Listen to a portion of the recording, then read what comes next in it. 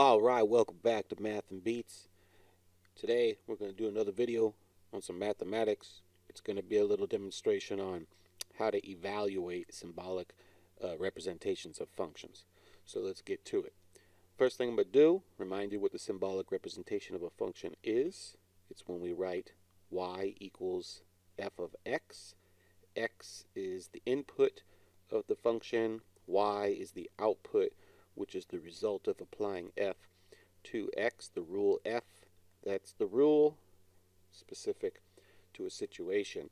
This came from the idea in which we thought of a function like a machine. Into the machine is some input, whatever it may be. We call it x as a placeholder.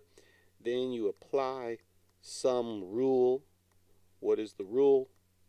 F to the input.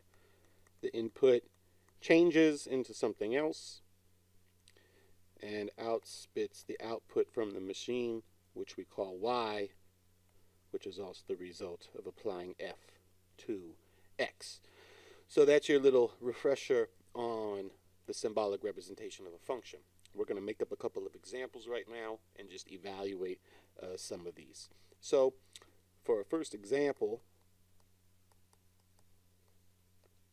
we are going to make up the function. Let's call it y, as the output is f of, let's use alpha here for fun. If you're unfamiliar with that variable, that's alpha. And notice I didn't use x, I chose to use alpha. I can call my input whatever symbol I prefer. It's just x is the traditional way of writing it.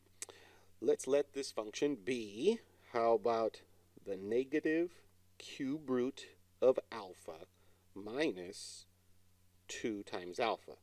And we'll let alpha be any integer valued number. That is positive or negative whole numbers, including 0, the set of all the positive and negative whole numbers, including 0. All right, so that's what our alphas are, just to state it. So we're going to pick a couple of different alphas and just evaluate this function. How about if alpha is, say, 1? Then what we'd like to do is find f of 1, replacing alpha with the numerical value of 1.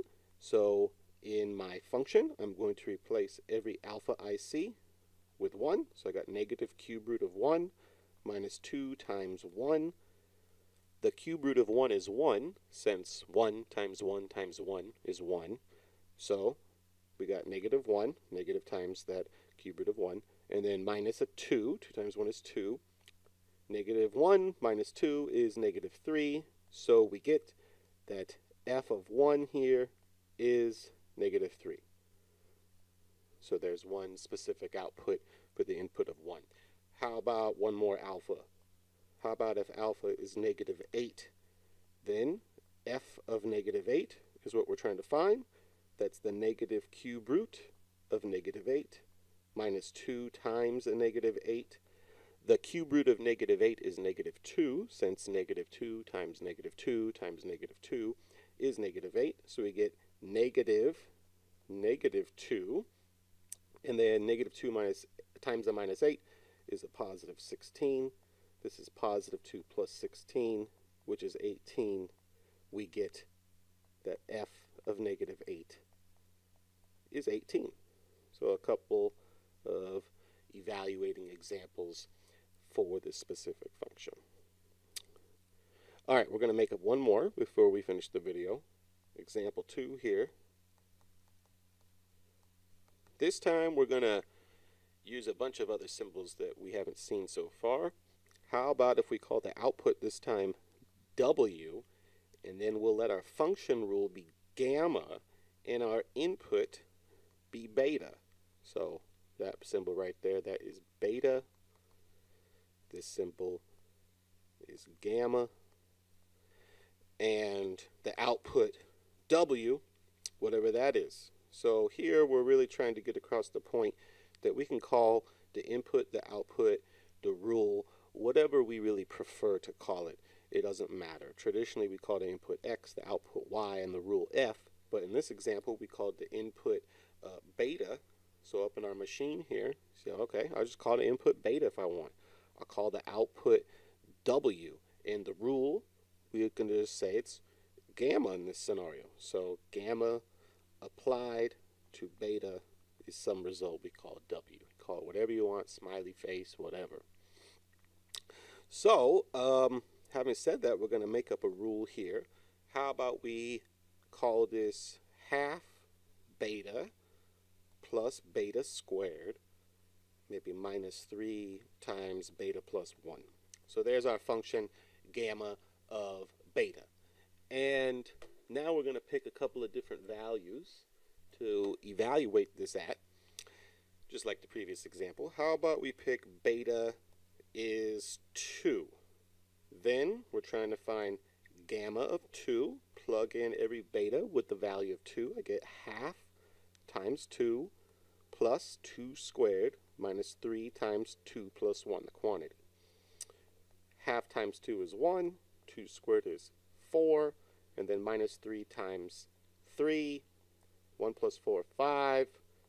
Minus 3 times 3 is 9. We get minus 4. Hence, the value of gamma of 2 is negative 4. One last one. How about beta is negative 3?